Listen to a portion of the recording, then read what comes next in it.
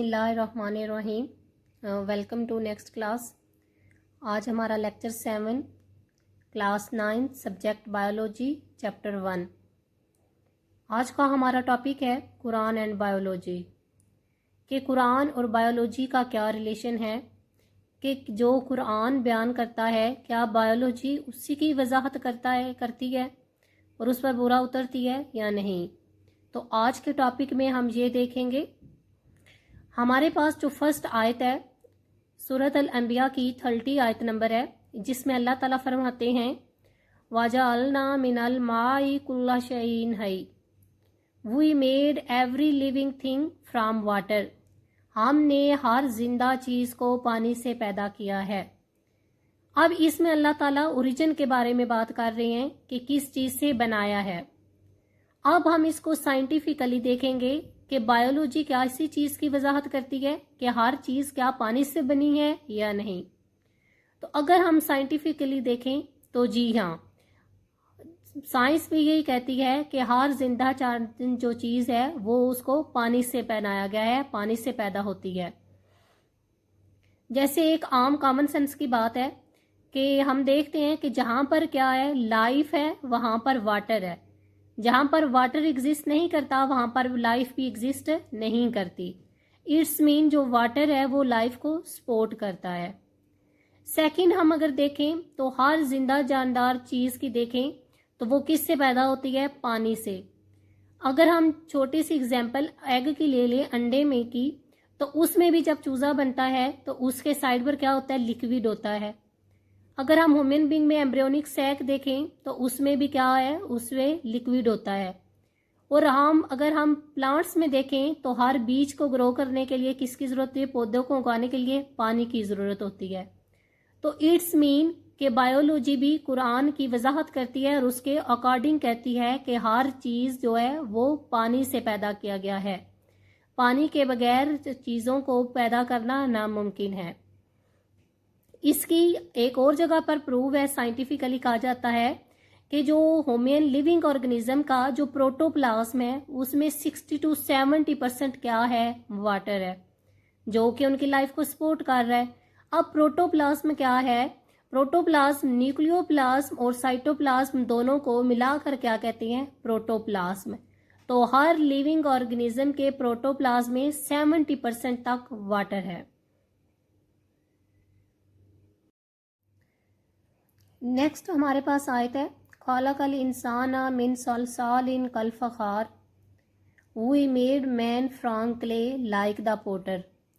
हमने इंसान को चिकनी मिट्टी से पैदा किया, लाइक पोटर, जैसे कि कुम्हार बर्तन मिट्टी के बनाता है, ऐसे ही हमने भी इंसान को मिट्टी से बनाया। तो अब हमें देखना ये है कि क्या बायोलॉजिकली भी ये बात सही है, बायोलॉजी भी इस बात की वजाहत करती है या कोई उसकी अपनी राय है। अब अगर हम साइंटिफिकली देखें तो साइंटिस्ट का भी कहना है कि जितने एलिमेंट्स ज़मीन के अंदर पाए जाते हैं वो तो काफ़ी सारे हैं, सारे तो बॉडी में नहीं पाए जाते, लेकिन जितने हमारी बॉडी में एलिमेंट्स पाए जाते हैं वो सारे के सारे किस में मौजूद हैं, ज़मीन के अंदर पाए जाते हैं। जो इस बात को शो करता है कि इंसान को मिट्टी से ही पैदा किया गया है। और वैसे भी बीइंग अ मुस्लिम हमारा ये अकीदा है कि हम सबको किससे बनाया गया है, मिट्टी से बने हुए हैं सब इंसान। और इसको कुरान और बायोलॉजी भी इस बात की वजाहत कर रहा है कि बिल्कुल ऐसे ही है कि इंसान को मिट्टी से पैदा किया गया है। जी, पहली दो आयत में अल्लाह ताला ने इंसान के ओरिजिन के बारे में बात की है कि इंसान को बनाया किससे किया गया है।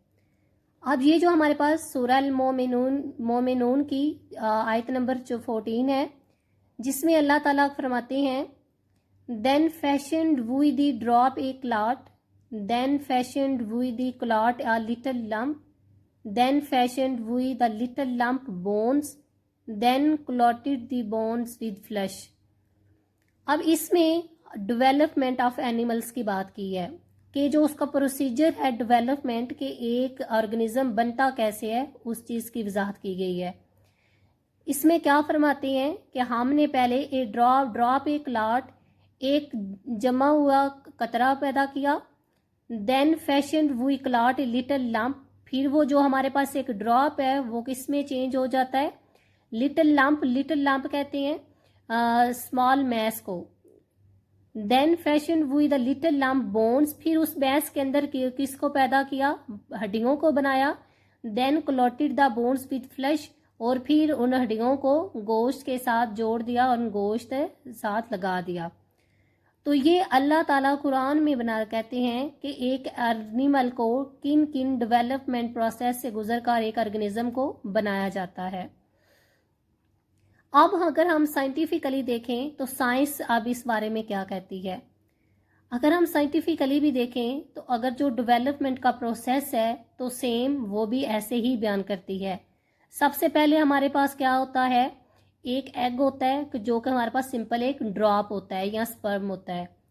जैसे ही फर्टिलाइजेशन हो जाती है तो वो हमारे पास उनकी डिवीजन होती है, सेल डिवाइड करना शुरू कर जाते हैं और फिर क्या बन जाता है, स्मॉल मैस बन जाता है, लिटिल लंप बन जाता है। फिर जब वो लिटिल लंप बन जाता है तो फिर उसके अंदर क्या अल्लाह ताला क्या पैदा करते हैं, हड्डियां उसके अंदर बनाई जाती हैं। फिर उनके साथ क्या डेवलपमेंट होती होती उसके साथ हड्डियों को गोश्त के साथ जोड़ दिया जाता है और एक पूरा ऑर्गेनिज्म बन जाता है। तो हमारे पास बायोलॉजी कुरान की बिल्कुल सही वजाहत करती है। नेक्स्ट हमारे पास है सूरा अल नूर की वर्स नंबर 45, जिसमें अल्लाह ताला बयान करते हैं, अल्लाह has created every animal from water, then some of them creep up over their bellies, others walk on 2 legs and others on 4. Allah creates what he pleases. अब शुरू जो फर्स्ट है उसमें अल्लाह ताला ने ओरिजिन की तरफ इशारा किया है कि एवरी एनिमल को वाटर से पैदा किया है, जो कि हम पहले ऊपर वाली आयत में पढ़ चुके हैं। बाद में अब उसमें इन्होंने क्लासिफिकेशन की बात की है। पहली 2 आयत में हमने ओरिजिन की बात की कि ओरिजिन की तरफ इशारा किया गया है, हमने फिर आयत में देखा कि उसकी डेवलपमेंट की तरफ बात की गई। अब इस आयत में क्लासिफिकेशन के बारे में अल्लाह ताला बताते हैं, then some of them creep over their bellies, कुछ ऐसे हैं जो अपनी पेट के बल चलते हैं जैसे कि इंसेक्ट्स हैं हमारे पास। अदर्स वॉक ऑन 2 लेग्स, कुछ हैं जो 2 टांगों पर चलते हैं और कुछ हैं जो 4 टांगों पर चलते हैं। अल्लाह क्रिएट्स व्हाट ही प्लीजेस, अल्लाह जो चाहता है वो पैदा करता है। अब अगर हम बायोलॉजिकली देखें साइंटिफिकली तो हमारे पास एक जो क्लासिफिकेशन है एनिमल्स की वो भी सेम ऐसे ही है। हमारे पास कुछ ऐसे ऑर्गेनिज्म हैं जो हमारे पास अपनी बेलीज के बल चलते हैं, पेट के बल चलते हैं, रेंगते हैं ज़मीन पर। और जैसे ह्यूमन बींग्स हैं वो हम क्या है 2 टांगों पर चलते हैं और कुछ 4 पर, जैसे हमारे पास एनिमल्स हैं गाय भैंस बकरी वगैरह, तो वो क्या है 4 टांगों पर चलते हैं। तो अल्लाह जो चाहता है वो पैदा करता है बेशक। अब कुरान में हमें ये भी कहा गया है कि कुरान ने हिंट्स दिए हैं, तो इल्म रखने वालों को ये है कि आप उन हिंट्स को मद्देनज़र रखते हुए रिसर्च करो और उनको तलाश करो कि जो कुरान ने बताया है उनकी देखो और उनकी वजाहत करो। तो इसलिए हमारा हक बनता है कि हमारे पास अगर इल्म है तो उसकी तहकीक करें और उसको तलाश करें। आई होप को आपको आज की क्लास की समझ आई होगी। अगर आपका कोई भी क्वेश्चन है तो आप कमेंट सेक्शन में पूछ सकते हैं। अगेन आपसे रिक्वेस्ट कि चैनल को सब्सक्राइब कीजिए, लाइक एंड शेयर कीजिए। नेक्स्ट क्लास तक के लिए खुदा हाफिज़, बाय बाय।